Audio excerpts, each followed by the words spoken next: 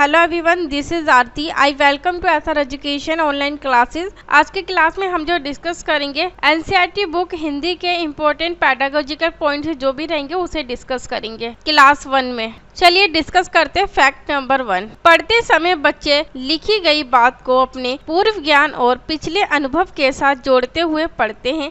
इससे उन्हें पाठ को समझने भी आसानी होती है, मदद मिलती है। अगले फैक्ट के अंदर का है, अभ्यास प्रश्न केवल ये आंकने का मापदंड नहीं है कि बच्चों को पाठ कितना याद रहा और कितना याद नहीं रहा। रिमझिम में दिए गए जो प्रश्न बच्चों को भावनात्मक रूप से जुड़ने, बोलने और सोचने और कल्पना करने, तर्क एवं विश्लेषण करने, अवलोकन करने और जीवन के विविध संदर्भों में भाषा का प्रयोग करने के लिए अवसर भी प्रदान करते हैं। चलिए अगले फैक्ट के बारे में डिस्कस करते हैं। हर भाषा के पीछे कुछ नियम काम करते हैं जिनसे वे भाषा बनती है। आपने आसपास बोली जाने वाली भाषा को सुनते सुनते बच्चे उसके नियम भी सहज रूप से सीख लेते हैं। स्कूल में भी ये सहज प्रक्रिया जारी रहनी चाहिए। इसी उद्देश्य से व्याकरण और भाषा संबंधित प्रश्न, रिमझिम में पाठ की विशेष सामग्री जिससे चित्र भी शामिल होते हैं, बच्चों को जोड़कर पढ़ने में काफी मदद मिलती है। अगले फैक्ट के बारे में डिस्कस करते हैं। भाषा की पुस्तक में चित्र केवल पुस्तक को आकर्षक बनाने के लिए नहीं होते, बल्कि ये पाठ की समझ को विस्तार और गहराई से पढ़ने के लिए उपयोगी रहता है। इसलिए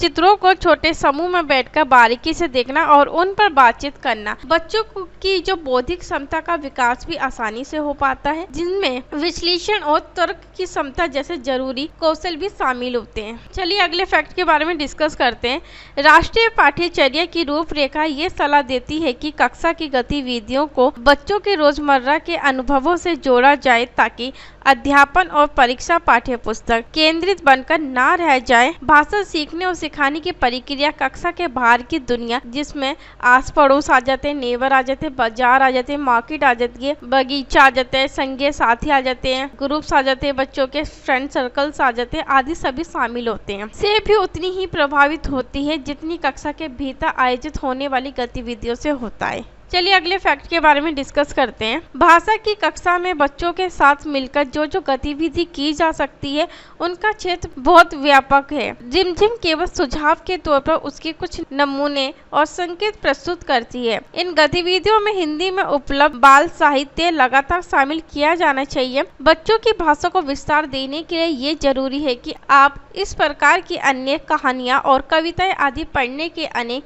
अवसर बच्चों को प्रदान करें। चलिए अगले फैक्ट के बारे में डिस्कस करते हैं। अभ्यास प्रश्न करवाते समय बच्चों की भाषाई क्षमता का ध्यान में रखते हुए ही निर्णय स्वयं लेने हैं। रिमझिम में लिखित और मौखिक कार्य संबंधित स्पष्ट निर्देश कुछ जगहों पर नहीं दिए गए हैं। अगले फैक्ट में क्या है, वहाँ आप स्वयं ये तय करें कि वे गतिविधि मौखिक रूप से करवाई जानी चाहिए या फिर लिखित रूप से करवाई जानी चाहिए। कई स्थानों पर प्रश्नों के साथ दिए गए चिन्हों से आप समझ जाएंगे कि वे अभ्यास कैसे करवाना है। आपने देखा होगा एनसीईआरटी बुक में बहुत सारी चीजें दी होती है कि मौखिक रूप से गतिविधि करवानी है, लिखित रूप से गतिविधि करवानी है, क्रियाकलाप के रूप में दिया होता है। चलिए अगले फैक्ट के बारे में डिस्कस करते हैं।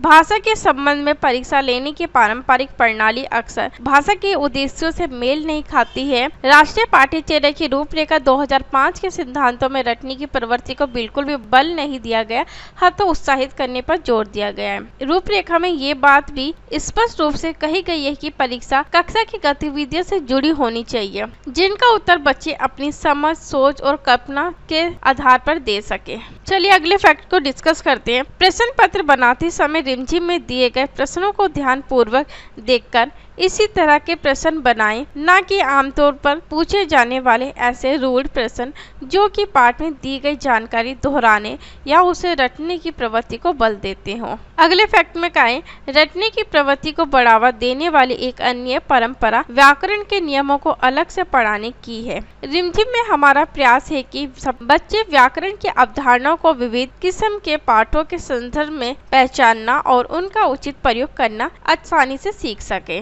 अगले फैक्ट में क्या है, संदर्भ में काटकर इन अवधारणाओं को देखना, रटने, परंपरा को बढ़ावा देना होगा। अतः आपसे अनुरोध है कि व्याकरण की अवधारणाओं की परिभाषा लिखवाने और उन्हें याद करवाने से बचे। इस बात की चर्चा शिक्षक संदर्शिका कैसे पढ़ाए रिंजी में विस्तार रूप से दी गई है कि बच्चों को किस विधि से पढ़ाना, किस अप्रोच के साथ पढ़ाना है और कौन सी गतिविधि आसानी से बच्चे समझ सकते हैं। अगले फैक्ट में क्या है, भाषा शिक्षण का उद्देश्य भाषा की समझ और अभिव्यक्ति का विकास करना है। इस उद्देश्य को प्राप्त करने के लिए ऐसा आत्मीय परिवेश जरूरी है जिसमें हर बच्चा अपनी सोच और भावनाओं को बगैर डर और संकोच के व्यक्त कर सके, बोल सके। अगले फैक्ट को डिस्कस करते हैं। बच्चों की सीखने की गति समान नहीं होगी। कोई बच्चा जल्दी सीखेगा, कोई बच्चा देर से सीखेगा। सभी बच्चों में व्यक्तिगत भिन्नता पाई जाती है। सीखने में बच्चों का उत्साह पैदा करने और उसे बनाए रखने के लिए जरूरी है कि उन्हें गति से सीखने की छूट आसानी से मिल सके। अतः आपको कई अवसरों पर धैर्य भी रखना होगा। इसलिए कहा भी जाता है कि छोटी क्लास में बच्चों को धैर्य पूर्वक पढ़ाया जाना चाहिए। आज की क्लास को यहीं समाप्त करते हैं। अगली क्लास में अगले कुछ इंपॉर्टेंट पैडागोजिकल फैक्ट रहेंगे, उसको डिस्कस करेंगे। अगर आपको सभी टेस्ट सीरीज से रिलेटेड, फैक्ट से रिलेटेड पीडीएफ चाहिए, पीडीएफ के लिए आपको टेलीग्राम चैनल पर ज्वाइन होना पड़ेगा, जहां आपको डेली पीडीएफ प्रोवाइड की जाती है। साथ ही चैनल को लाइक कीजिए, शेयर कीजिए, सब्सक्राइब कीजिए, बेल आइकन को जरूर प्रेस कीजिए ताकि हमारी आने वाली जो न्यू वीडियो है उसका नोटिफिकेशन आपको समय से मिल सके। तो थैंक यू सो मच हमसे जुड़ने के लिए और अपनी तैयारी को अच्छे ढंग से करने के लिए।